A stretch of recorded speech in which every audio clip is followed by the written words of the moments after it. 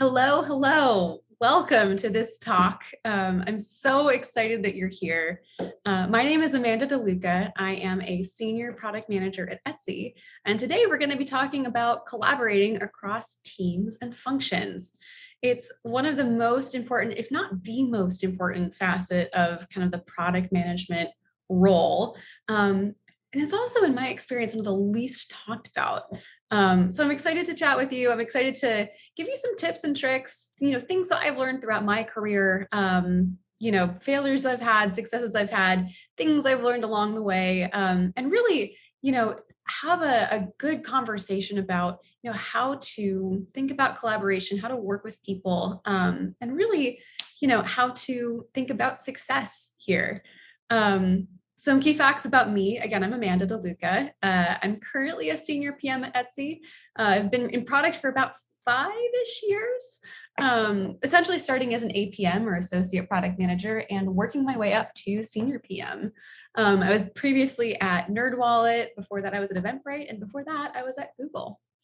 One of the biggest things I've had in terms of learning areas throughout my career has been around working effectively with different teams, people, organizations, and really functions as a product manager. And as I mentioned, I've succeeded at this and I failed at this, especially as a younger PM. And now I'm giving the advice that I wish that I had had when I was starting my career in product. Before we begin, I think it's important to note that I definitely do not have all the answers here. I'm not the end all be all expert in this subject. I've just done it a lot. And I want to share the tips and tricks that I've picked up along the way. Also, this talk is mostly geared towards folks who are either getting into product or are pretty early in their product career, but I feel like there are nuggets of knowledge that are pretty useful wherever you are on the product career journey. Some of it was even useful for me as I was writing this talk. So I hope that it's useful for you wherever you land on kind of the career path. And without further ado, let's go ahead and get started. So we're going to talk about 3 key areas today, starting with working with your core product team. That's usually, yourself, the product manager, engineering, design, and, data research, whatever you have access to in terms of your day-to-day squad as a product manager. Then we're going to talk a little bit about working and communicating across teams. That really encompasses how to work with other business functions like marketing and legal and sales and biz dev and really all of the other non-tech, non-product, functions that you'll interact with as a product manager and to whom you kind of owe information and owe, knowledge, I guess. And then finally, it's a section I like to call surprise, you're a servant leader. And we'll talk a little bit about what being a servant leader means, what that's all about, and really how you can really do this well as a product manager, especially when you're starting out. Before we get really into it, I want to give you a couple of spoilers as to what to look forward to. And really and truly, what this talk comes down to is relationship management. This is an area that's shockingly hard to get 100% right because people are unpredictable. It's also an area where I see a lot of less experienced PMs and even some very experienced PMs flounder. So we're going to talk about kind of these 4 key areas or key takeaways, as it were. The first one is write everything down. We'll get into that in a second. The second one is just remembering that everyone's running towards the same goal from different directions. The third one is overcommunicate. Very similar to our first one, very, very, very hard to overdo it here. And then finally, just kind of a reminder that the buck starts and ends with you, the product manager. We'll get into a little bit about what that means and especially what it means for you a little bit later on. So let's get into it. Part 1, working with your team. This is probably the most important cross-functional relationship that you'll have as a PM and also the most talked about. So I'm not going to spend too much time here, but there are a couple of key points that I want to get across. So kind of starting here, there are a couple of things to really note. And the biggest mistake really that I see even seasoned PMs make when working with their squad is thinking that they have to be everything and to everyone and have a say and really a decision-making role in every single thing that goes on in their product area. That line of thinking and behavior tends to lead to the PM becoming a bottleneck and really drives a lot of resentment from your teammates. So when you think about your squad, you really should think about kind of empowering your squad. That's again, the engineers that you work with, designers, data analysts, researchers, et cetera, ad infinitum, as a team of owners. The most important thing to remember here is that you are working with a team of specialists and experts who are really, really good at what they do. And they're probably better at what they do than you are. You may, as a PM, have a technical background, and that's great. But as the product manager, you have not been hired to code the product, nor have you been hired to design the user experience or to analyze all of the user data yourself. Ultimately, the success as a team is a result of strong collaboration between the three primary functions of the product team: the PM, that's you, the designer, and engineering. So let's get into it a little bit. Here's what you own as a PM. As a product manager, you are primarily responsible to your team and to your stakeholders for helping them understand the what, the why, and the deliverables. Really, what that means is you have to let them know what you're going to build, ultimately what's going to be on your roadmap, why you're going to build that, and what results you should deliver by when. In theory, the product manager is the team member that's the closest to the business side of the business. You synthesize what the business needs from your team and break it down into key deliverables that translate into tangible business outcomes over a set period of time. Same thing with the user. You and the designer are the closest to understanding the user and their needs. And so likewise, you are responsible for synthesizing the user needs and breaking that down into key deliverables that hopefully line up really well with your business outcomes. Using your understanding of the user and business and their respective needs, you're responsible for delivering your perspective of what needs to be built and shipped in order to meet those needs. Now, that doesn't mean that you just go ahead and make this decision in a vacuum. Again, anybody who's been in product management for a while knows that this isn't just something that you decide and it just is. Really, this is a conversation between you, who brings, again, the business concept or the business context and the user context to your engineering lead and your design lead, so that you can talk about what should be built and why and how. Your responsibility also doesn't really end there. You're also responsibility for making clear, again, the why. Why are you suggesting that this thing be built? Why does it make sense? What risks exist with this approach? And you have to expect that your team will not have that context unless you give it to them. And you have to give it to them. It's your job. When I was a younger PM, one of the biggest mistakes that I made was thinking that folks who had been at the company longer than I had, or were more tenured or more senior or more experienced, would know more about the business than I did, or had the context that I also had in order to make the decisions that I needed to make. And often that's just not true. Not because people aren't interested, but because it's genuinely not their job. That's what you've been hired to do.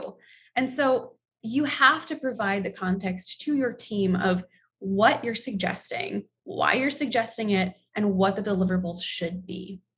Again, speaking of deliverables, you are responsible for setting the goals around what needs to be delivered and by when. And honestly, that's about where your insight stops. The final determination of the what, the why, and the deliverables is, as I said, the result of a conversation between you and the engineering and design leads who are responsible for the how. How the product gets built is actually kind of none of your business. And I know that's a little bit controversial, especially for maybe some more experienced PMs in the room, but it's kind of my philosophy that how you actually end up coding the product and how it ends up looking to the user is the expertise of the engineers and the designers. You can definitely weigh in here, especially when you're asked. And there may be points where you have to make a call between one path or another, one way of coding versus another, trade-offs, et cetera. But you probably shouldn't have a really well-built perspective on this at the jump. Again, that's what your engineers and designers are responsible for. And it really kind of trends toward the category of doing their job for them, which is well-intended and almost never goes over well. So again, it's really how the product gets built, not really any of your business beyond ensuring a timely deliverable or delivery of your commitments to the business. And again, that's just something that you all have to align on. So the key idea that I want you to take away from this is you should treat your squad like your partners, not your servants.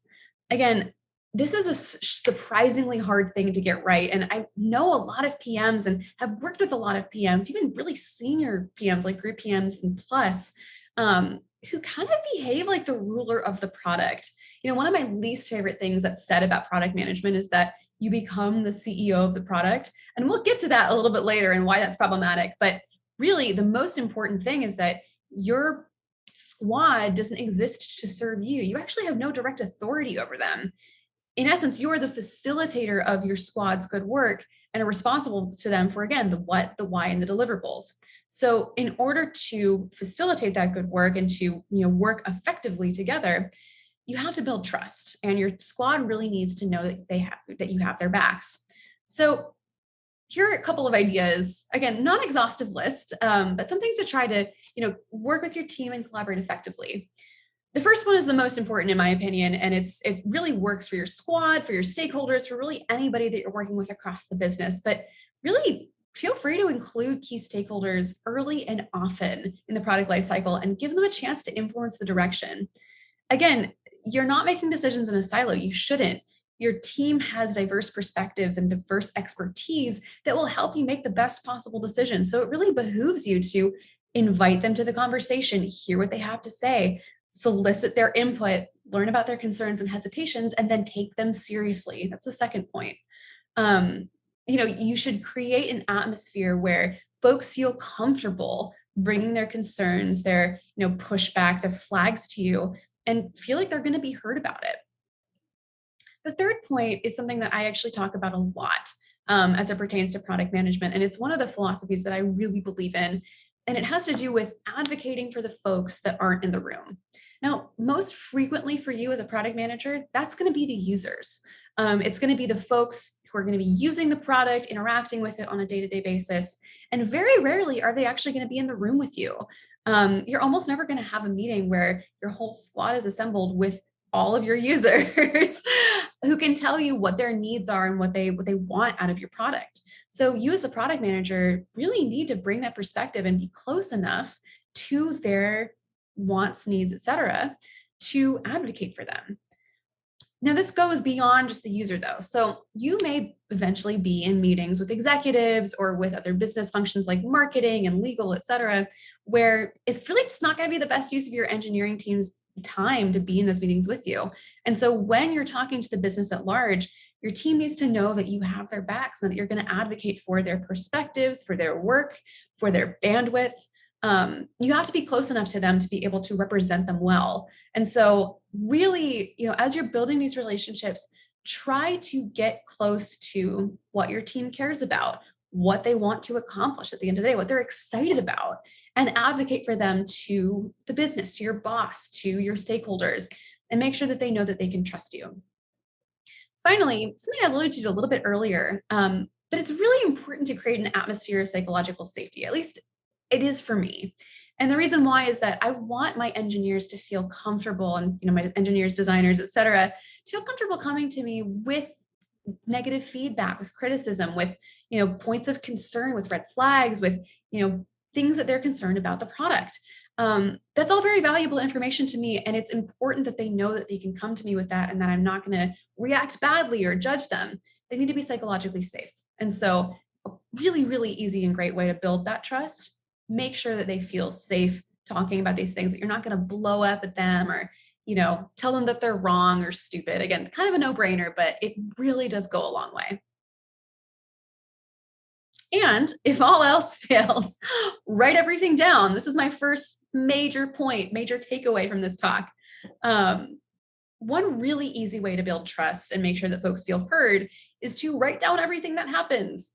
For each product, each project that you're working on, I really recommend keeping a running log of the decisions that you're making. Again, who made the decisions? What were the risks? Where was their disagreement? Were there red flags that were raised? How did you deal with them? Again, this is not actually that hard or that much work for you, but it does go such a long way. And you will end up saving yourself and your team a lot of headaches by keeping a log of communication and decisions. Actually, this recently happened to someone I used to work with where, they were gearing up for a big launch. Their company is not very big, and they were getting ready. They had asked all of the relevant, other teams to review what they were doing and working on and sign off on it before they launched. And one team didn't actually review that well and signed off before they had a chance to actually get into the product and raise flags. So my friend's product ended up launching, and that team ended up seeing a bunch of red flags that ended up having them pull the product back, and the company ended up losing at least one full day's worth of revenue. It's really like the worst case scenario as a product manager. The worst thing that you could possibly face is negative revenue impact. And when my friend came to me and was talking to me about this and really saying, hey, Amanda, what should I do? The first thing that I told him was write everything down. Make sure that you have a log of what meetings were held, when folks had an opportunity to weigh in, when this team had the opportunity to, again, give feedback, when they signed off on it, and then when they ended up raising concerns. And make sure that it's really transparent, and send it around to your stakeholders and make sure that they agree with that timeline. It will help you, again, seem super organized, but also kind of cover your butt in the instance where you face a negative revenue situation or like a critical failure, and you need to account for what happened. And so my friend did this in a very non-judgmental, very kind of objective way, that ended up saving him and his team from a lot of scrutiny. And it ended up actually raising points where there could have been collaboration and could have been, more efficiency driven. And so it ended up being really positive for the business in retrospect. So again, please, I behoove you, write everything down. Even if you're not sure, just take a note of it, keep it for later. Having the posterity is really important. And it may end up making the difference between you getting really reprimanded and you actually getting out fairly unscathed, like my friend. And as a bonus, you will look super organized, and everybody loves an organized PM. Here's another non-existent list, or non-existent, non-exhaustive list of things that you should definitely write down. And I'm not going to read all of these. This deck will be available via Slido. But honestly, the most important things to keep in mind here are, again, what decisions were made, when, by whom, who raised pushback, who, articulated some risks, and what did you do about it? What other options did you end up considering? How did you prioritize what you end up working on? Why did you make certain trade-off decisions? One very important thing that you'll probably work on if you have a product marketing counterpart is detailed launch timelines. Again, this is where, getting the right sign off and getting the right things in order really counts. And you'll learn a lot by looking at other PMs' launch timelines and, looking at your previous launch timelines from previous, product launches. It's a really great way to kind of go back and reflect. And then finally, and this is a little bit controversial, depending on who you are and depending on what kind of a PM you are, but I'm a huge advocate for taking meeting notes and sending them in a follow-up. Now, a lot of PMs will say, I don't want to end up being the team secretary, and that's totally fair. I really see it more as like posterity for myself. And here's why. I like to take notes during meetings to make sure that I'm capturing everything and, getting everybody's point of view across. And then I'll send them to the people in the meeting to make sure that I understood everything the way that they intended it. The number one problem that I face with communication these days is miscommunication, or that I interpreted something some way that it wasn't intended. And so doing this gives me a really good and easy opportunity to say, hey, is this right? Does this seem like what you were trying to say to me? And if it wasn't, my stakeholders will tell me. Anyone will tell you, because they want to make sure that they're represented correctly. And it gives you another really good opportunity to make them feel heard. Highly recommend doing this if you're not already. It's free and it's very easy. And it's really not that much of a lift. All right, and let's get into part 2, working and communicating across teams. Looks like I've got a little bit of a lag. There we go. So working with stakeholders can be one of the most frustrating parts of this job. And one of my least favorite analogies, again, about being a PM is that we're the CEOs of the product. Again, I will get into why this is problematic a little bit later on, but one aspect of that phrase that actually does ring true is that the product management, position is very cross-functional, much like being CEO is very cross-functional. So let's get into this. We'll talk a little bit about, what it means and how to, work successfully with your collaborators, your cross-functional stakeholders, and then also, this buzz phrase that we always hear all the time of influencing without authority. What does it mean for you, and how to practice this? This leads me to my second major takeaway, and something that I remind myself all the time, which is everyone's running towards the same goal from different directions. Stakeholders from different orgs can be difficult sometimes, maybe more than sometimes. Honestly, there seems to be a natural distrust of product, at least somewhere at every company, at least every company that I've worked with. And that can make doing your job pretty difficult. Also, teams that aren't on the tech side of tech, like marketing, sales, legal, again, any of the teams you'll work with outside of engineering, design, and research, data, et cetera, these teams might not be naturally predisposed to understand how product and the product process works. And you can't assume that they get it or that they have bad intent if they don't immediately understand where you're coming from. So given all that, it can be really easy to forget sometimes that you're working towards the same general goals as someone in a completely different org. It can be really hard if you're dealing with a difficult stakeholder, especially to remind yourself that really you're all in it together. And in theory, everyone wants the best and most tangible business outcomes for the company and for their respective teams. Really, the people that you work with from different teams want you to succeed because they want the company to grow and do well. And that's why you've been hired. They want good things for the company, and you're a part of that. And technically that works both ways. Everybody who works at the company is in service of making really good things happen for the users, for the company, for their coworkers. And so everybody is looking towards these positive business outcomes that lead to growth for the company and teams.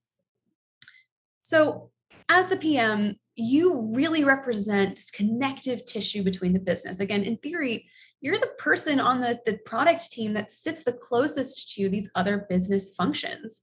And your life will become a lot easier when those teams work together harmoniously together and with you and your team. So let's get into influencing without authority. What does it mean for you, the product manager, or a prospective product manager? So as a PM, you'll probably get the opportunity to work with every org, department, function across the company. One thing that we don't tend to talk about that often is that your ability to work with lots of different types of people and functions will be a big determining factor in how successful you are as a PM, full stop. One thing that Jackie Bavaro, who's the former head of product at Asana, is really kind of good at saying is that PMs who are unsuccessful at working with other roles will usually find that their career stagnates. That's how important this is. It is so crucial that you learn how to work really well and really easily with other functions. As PMs, we bias towards action, which means that sometimes we trend towards micromanagement. After all, it sometimes feels just way easier to do it all yourself or to really heavily scrutinize how others are doing the work that you depend on. Again, you're responsible for the deliverables. Behaving this way, though, leads to animosity almost certainly from your team and your stakeholders and resentment from just about everyone. And it's no good, and you shouldn't do it. This kind of kicks off a section of basically no-brainers that are still, in my opinion, worthy reminders.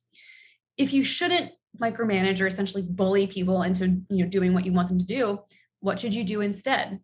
Well, first of all, you should remind yourself that your coworkers don't actually have to do the things that you tell them to do just because you tell them to do it. You actually, as a product manager, usually have no real power to actually make anyone do anything. Most of these folks aren't going to report to you. In fact, very rarely do engineers actually report to the product manager. And even if they did, trying to tell people to do something just because you said so is a really bad management philosophy, and it will lead to people resenting you. Again, this kind of goes back to showing your work. People should feel connected to the decisions that you're making and the work that they're doing. So what should you do instead? Well, the first piece is build relationships. Again, duh. But good relationships, especially good work relationships, make everything easier. Teammates who trust you will not spend as much time, making you justify your decisions. Partners are going to be more willing to assist you or take on risk, and mentors will take the time to share advice with you. Hiring managers may even want to bring you onto their teams. It's really a lovely, virtuous cycle, and It starts with investing and getting to know your stakeholders as people. One pro tip that I have that I honestly love giving it as advice because it almost 100% works every time is if you're working with a difficult stakeholder and you're really getting nowhere with them and they're just kind of a stick in the mud, take them to coffee. Virtually, in person, it doesn't matter. Take them and have a conversation as people, not just as coworkers. Get to know who they are as a person and vice versa. Let them know you as a person. And that way you can both start to build some empathy and realize that again, you're people who are working at jobs trying to make really cool things happen, who have lives and dreams and careers and really want the good things for themselves and for the company, and that you're actually way more aligned than you thought. The second piece here is show your work. Again, I've kind of danced around this a little bit, but as it comes with writing everything down, you should make that information that you're writing down and that you're logging pretty easy to access. I personally am a big fan of designating a single source of truth. Usually it's a product overview or a product spec that I'll link to from the roadmap that I put together. Making it easier for your stakeholders to see what's going on and having a single source of truth where they can just access everything that's going on will make it easy for them to trust you because you're pretty transparent. You're not keeping things from them. And yep, that's all good things and is a really, really good thing to foster. Finally, again, solicit feedback and take it seriously. Let your stakeholders know explicitly and implicitly that you're on their side, that you want good things to happen for them, and that you hear their concerns. Write it down, action it if you can. If you're not going to action them, tell them why. Be clear about what's going on. It costs you nothing, and it gains you so much credibility and trust, which is, again, the key to making these relationships work really well. And finally, much like you might include your, cross-functional stakeholders on your team, like engineering and design really early in your process, include your business stakeholders as well. Give them an opportunity to weigh in where appropriate, and really have a say in how the product is going, raise their concerns. Again, speak to you candidly about what's going on so that you can either explain to them what's really happening if they have concerns, or again, let them know that you hear them. Another key idea here is the more your stakeholders trust you, the easier it's going to be to collaborate with them. Again, this goes for your product squad, again, engineering, designer, research, data, et cetera, and for your business stakeholders. The more credibility and trust that you have, the more autonomous you can be. And that's honestly what we all want as product managers. We want to be autonomous and just get things done. And big plus, since again, you are responsible for the deliverables, it's going to be much easier to get things done on time. Big, big, big plus there. In terms of things to avoid, again, I've kind of created a non-exhaustive list here of what not to do in terms of building trust. And the first point, again, it's kind of a no-brainer, but you would be so surprised at how prevalent this is. But really and truly, if you have a difficult stakeholder that's driving you crazy, don't trash talk them. That difficulty is between you and your stakeholder, and you're making yourself look really bad by sharing it elsewhere. Once again, this seems like a no-brainer, but you would be so surprised by how much this happens in real life. If you're watching this and just now realizing that you do it, it's a bad habit and you should stop. I've had managers trash talk stakeholders and business leaders to me, and it didn't make them look cool or approachable or relatable at all. It made them look really petty, and it made me realize that I couldn't trust them with anything. So naturally, it wasn't a surprise to me when I found out that that same manager was talking about me behind my back and kind of throwing me under the bus. I don't work at that company anymore. I wonder why. Really, honestly, you're doing yourself a huge disservice by making your stakeholders look bad, especially to the people that you are trash talking to. You may think it makes you look cool, or you're letting some folks in on some gossip, but really what you're telling them is that they can't trust you, and that's not what we want. That's literally the antithesis of this whole section. The second point here is, obviously use your judgment, but purposefully leaving stakeholders out of decision making because you don't want to have that conversation generally doesn't end well. However, if someone is going to completely derail a meeting, do what you have to do. Again, protect your squad first, but that doesn't mean that your obligation to that stakeholder simply ends because you've decided to leave them out. You still need to fill them in on what happened and maybe consider having a frank conversation with them about why they weren't included. Again, don't be petty, don't be accusatory, just be fair and objective and approach that conversation from the perspective of trying to improve your relationship. It will benefit you, it will benefit them. Everybody wins, and we all love that. And finally, point 3, it's another obvious point that's really, really hard to not to do in practice. Most PMs that I know and that I've worked with are pleasers. We want to make people and users happy with the work that we're doing. It is so easy to promise the world and then either work yourself to the bone, burning the candle at both ends, trying to deliver it, or coming up 75% delivered and disappointing your crew. It's so much better to under promise and over deliver. And again, I know that everybody says that in every discipline, almost without exception, but here it's really important. Your integrity is everything, and people will trust you if you deliver on the things that you said that you're going to do. So under promise, over deliver, you'll be great every time. This leads me to my third key takeaway here, which is one really, really easy way to build trust and make sure folks feel heard is over communicating and writing everything down. Again, that was my first point. The third very related point is over communicate. It's actually really surprisingly hard to overdo it here. And you would be shocked by how easy it is to underdo it or to not communicate enough to the right people. One rule of thumb that I always keep in mind is, communicate more than you think you need to, more frequently than you think is strictly necessary. Again, if people don't want to read your communications or don't have time, they won't, and that's on them. You cannot force your stakeholders to do anything, but you can cover yourself and your team by making that information available. So if somebody says, hey, I wasn't aware of this, you can very, very easily go back and say, I sent you this email. It was in this thing. You should have been aware of it. If you weren't, let's talk about it. This is a really easy way, again, to gain integrity and to make your stakeholders feel heard and feel seen. Finally, let's talk about what it means to be a servant leader. I like to title this section, Surprise, You're a Servant Leader, because I think sometimes people get into product management because it's prestigious, or there's a lot of cachet to being a PM, or because it looks good on a resume, or they like the idea that they have a team to command, kind of like a battleship. If you've been a PM for a while, then you know that if you're in it for the glory, you're probably in the wrong place. A popular way to refer to PMs that, again, is a little cliched at this point, but I think is very true, is we're kind of the mud umbrellas, although we usually use a slightly crasser word than mud. Part of the reason why is that we exist as product managers to deal with, prioritize, and sometimes shield our teams from all of the things that could go wrong as we build and ship products. Critical failures, bugs, tricky stakeholders, executives throwing new priorities and scope creep in our way. I know seeing something as cliched as being a servant leader is kind of like, ugh, I know, but it's not just false humility. This is a reality, and it's a place where, again, I see even seasoned PMs get really tripped up. It's also one of the easiest things to forget when the mud that's raining down on you is really thick and it's really it's hard.